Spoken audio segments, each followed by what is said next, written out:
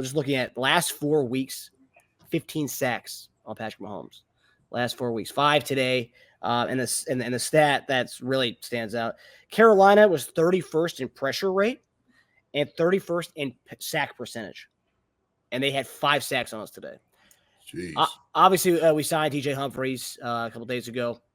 Left tackle, former Pro Bowler, former first round pick for the Cardinals. Brought him in, pretty decently sized contract for already week 12 of the year. I don't know, JD. You could probably talk more about this. I mean, how much is he going to help the overall issues that we're having on the O-line, the pressure rate that we're getting? I mean, obviously, yes, it can help, but how much is it going to help? Well, I think it really boils down to if he's really in shape. And so when you have ACL tear coming back from that, you really got to work a guy out to really know exactly what he can do. And if he's still, a little gimpy off of that, man, it could hurt you more than help you.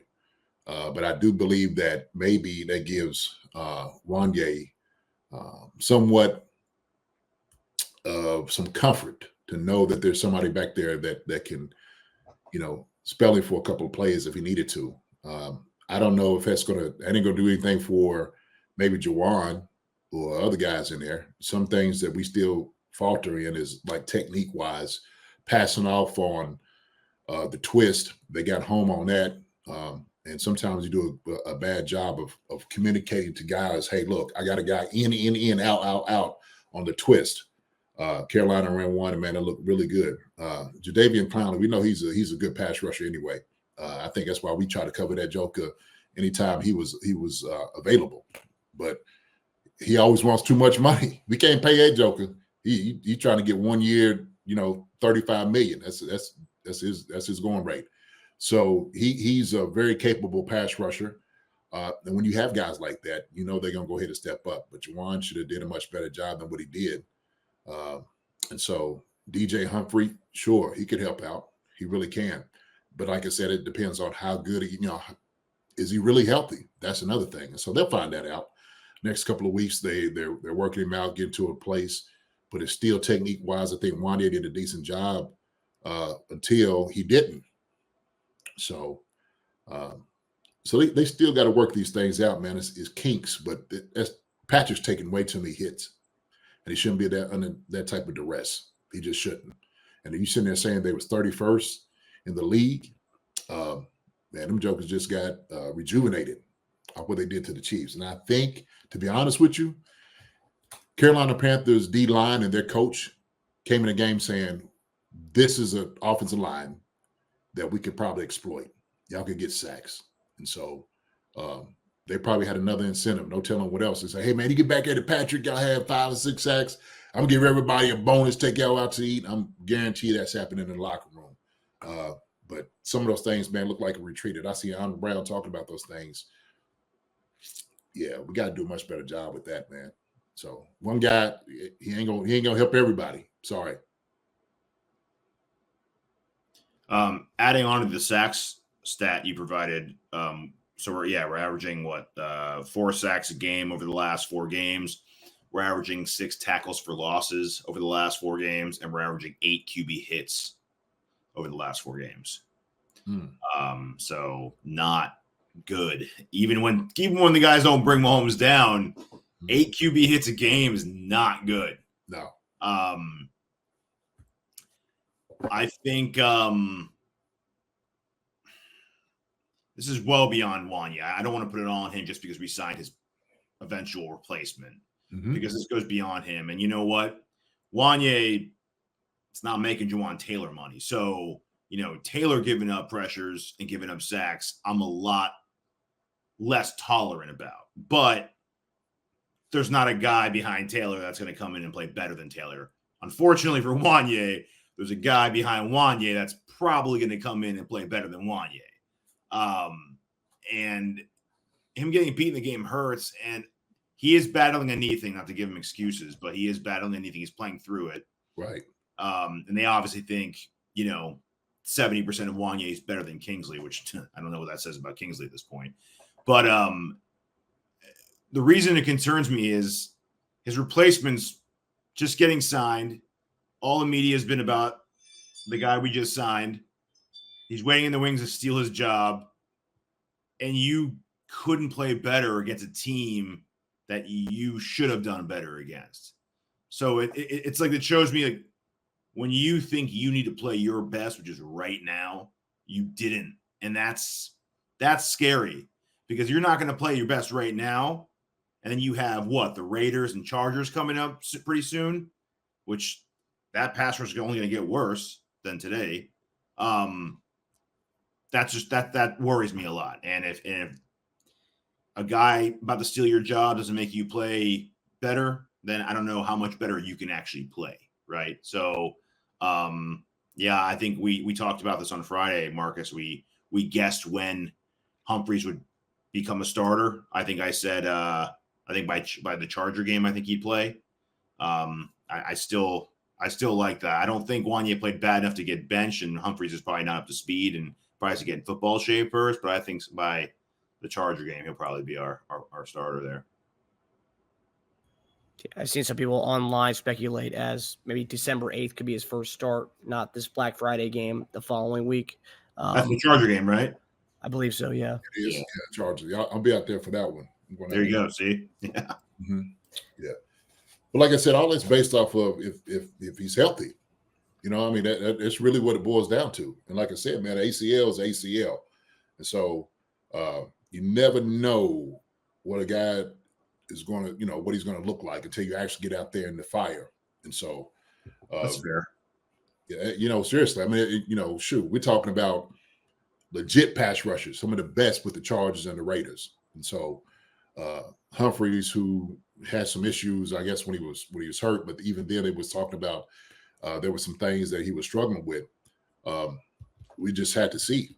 But it does give a legit guy that is in that position. Even if if he starts Wanya, if he starts, he's a legit guy, and we know he's been able to do it.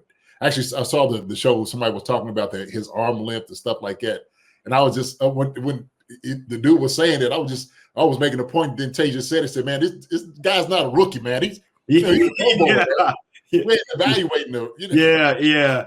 The measurement stuff's only good when we don't know how he's going to be in the NFL. When you know he's going to be in the NFL, who gives a damn about any of that stuff anymore? That stuff's gone. It's in the past. Yeah, Sucker had raptor arms. It don't matter. Sucker did use a for a reason. Yeah. So yeah, you get the job done. And I think the reason they was able to get him is because they believe he could get the job done. Like I said, it's all about that knee. It really is. And I know Alder Brown was sitting there saying that the Chiefs never tried to sign him. We kicked their tires on him. We had to see what Kleiner was going to do. He was just too much money for us. And so they didn't really talk about guys that they know was like, oh man, he's asking too much. But immediately, I guarantee we made a phone call to his agent to see if Kleiner would come here and try to win the championship. Why not? The Clowney out, he knows his worth, and he's going to push for it. He's going to get that money, So he's a bag chaser. Okay, he's going to chase that bag. Did Clowney ever get that monster second contract, or was he on like one? Has he been like 1 year short-term deals ever since his rookie deal let up?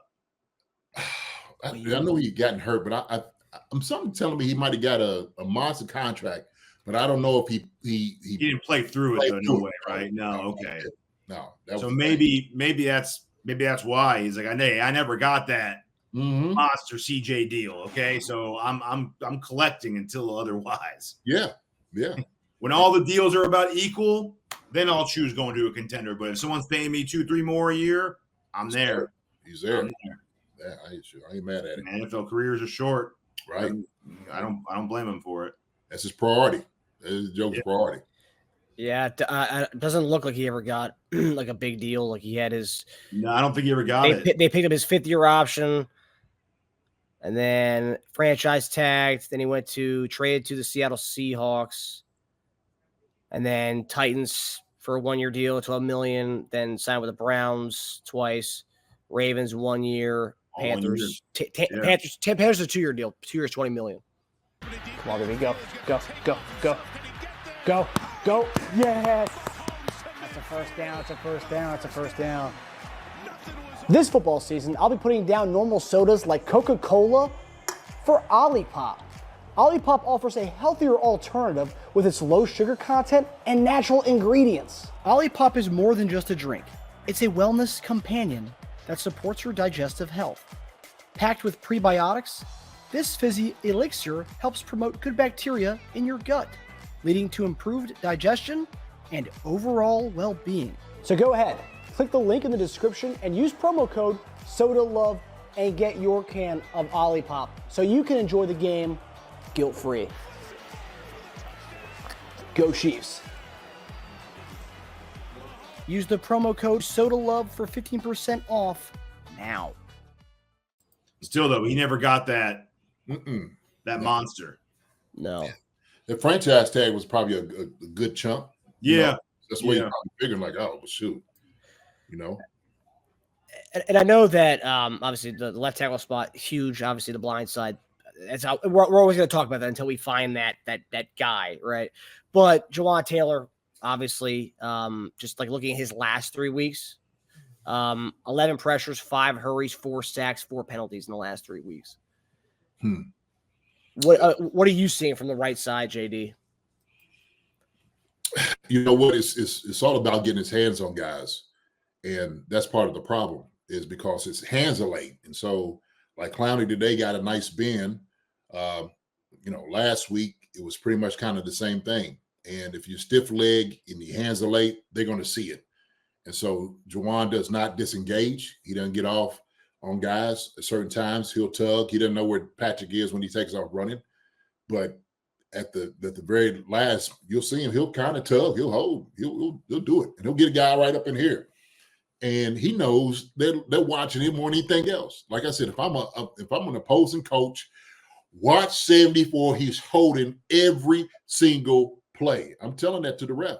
I'm telling it to the ref. So they're gonna have eyes on him every single pass rush to see what he's gonna do. But that's way too many, man. That's way too many. And your hands got to be stout. Your hands have got to be stout. A lot of that is strength and it's punch and it's timing. A lot of it is timing. So whether it is he's not getting out of the stance fast enough, but when he does, he's got to get those hands worked back to inside, and he's not refitting his hands like he should. So that's what I see as far with him.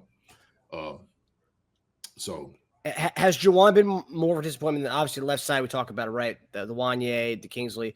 Has Jawaan been more of a disappointment because he's not a rookie, because he's not in the second year, and because the price tag he's getting paid? I mean, is that more? Would you say he's been way more of a disappointment than anything we've seen from the left side? Well, you expect more. You do. You expect more of that. So, and he has highs and lows. Sometimes he plays really well. Sometimes he plays really well when I watch him on field. And then there's times that he had just moments where series, it's like, dude, what are you doing? Like you're playing like you're a rookie. You're playing like you're not the $22 billion guy. And that's concerning. Shoot, I seen that. I'm not even going to just say with him. Sometimes I see, Tooney do that. Tooney hasn't been the greatest this past year. I'm just be honest. And maybe it could have been from, we had the tech, pec tear, still, kind of what, dealing with that, because he could have lost a little strength there, as somebody who's had that before. That could be some of the issue. Maybe not, but I just, certain things I see that our guys may not be as crisp as they need to be. Okay. And they know it. I'm not telling them something, or I'm not making any type of statement that they don't see themselves, right? People get mad at me saying it, but I'm just evaluating as a guy that's played and somebody who's coached. And so those guys could be truthful with themselves, like, yeah, I need to do a much better job. Sorry. That's the reality of it. It is. It's not saying anything disparagingly. It's just true. They just need to play better. It's funny you say that. PFF, I think I read an article about a couple of days ago that PFF is saying that Joe Tooney's having his best season of his career this year. That's what it's always funny what coaches and players say versus what the PFF and the nerdy analytics guys say. But yeah, the quote was PFF says Joe Tooney's having his best season ever. Quote, Tooney has yet to allow a sack or a quarterback hit this season and has allowed a pressure on just 1.7% of pass plays, the best rate of his career. So did they not evaluate his run blocking? kicking out, double teams coming off to the linebacker? Is just only pass rush? I think it was only pass rush they were looking at. Yeah, maybe. And then I had to look at as far as the basis of how they make their measurement on it. So, they can see if a guy's staying in front of him, pressures and stuff like that. I'm just saying from what my eyes see, from what I've seen Tooney, how he's played before, I would disagree with that. I would disagree with that. Creed as well. I think Creed's also had hasn't been on top of his game at all this year either. So I mean, yes, we focus on the tackles, but it's five guys in that front there. Mm-hmm. Do you also think Taylor's has had a hard time readjusting to not doing his little false start trick that he was getting away with, or the alignment? Because they said he was doing that in Jacksonville. Mm-hmm. The alignment and the false start thing. He was doing both of those in Jacksonville, never getting called for it. So we signed a guy who was doing something and good at it, and they took that away from him. Yeah. That comes with a readjustment period, right? I mean, I assume it would. I would assume so. I didn't know how much he was doing it down in Jacksonville, but like if you're saying that, well, shoot, that means, hey man, you got to play within the rules. Sorry, yeah. You've been getting away with it all this time. You've been the one taking the extra dollar off the cut. Sorry, you can't take that dollar anymore. Now you got to play within the boundaries of the rules and deal with it there. So we paid for that, though. We paid for that rule bending, man. We want our money. We want some money back. Hey, man, they're calling it on you. Hey, you mind giving back like 20% of that contract? Yeah, that's funny. I don't know. That's actually a good point, man. But even then, hey man, make the adjustment. Make it. That you're a pro. You're a pro getting paid $22 million. Make the adjustment. Last year, I'd give him an excuse because it was on the fly, and he's like, "Shoot, man, from game to game, he's like, I got to figure this out." You had an off season. Like this season, I want to see way more improvement from that. And whatever readjustment you have to make it. You're making a lot of money. That's your profession. It's your craft. Fine tune. So I'm the Brown said through 11 games, Taylor way better than last season. I don't know. And I don't look. I'm not the numbers as far as like I don't know what the numbers are under Brown. I think a lot of it was because he's getting a lot of the penalties last year. Magnified everything. This year because he's not lining up off sides or false start. He's not in the backfield. Doesn't seem like he's getting, but he's still getting a lot of penalties this year that he shouldn't be. He's giving up a lot of pressures that he shouldn't be. And maybe I'm just looking at, like I said, little pockets that are like really, really bad for him. But like I said, this year at times he plays really well. I think at the very first of this year, he was doing a hell of a job, blocking. He was. So. Hi, everybody. Thanks for watching. Subscribe here to get the latest from the show. Also, be sure to check out the best clips from Chief Concerns. And if you prefer to listen to the show, subscribe and follow us on Apple Podcasts, Spotify, and anywhere else you get your podcasts.